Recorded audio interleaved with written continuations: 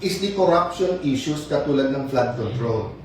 So we finished a caucus over lunch and we agreed, subject to some minor discussion pa among our chairpersons and the paperwork, that a subcommittee will be formed sa flood control and Senator Marcoleta will issue the notices on Monday para ituloy na sa Thursday yung flood control scam hearings.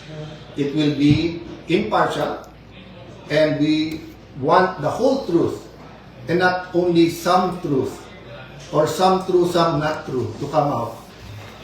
Kung makikita nyo, may conflict na kagad. Sabi ng ombudsman, meron mastermind.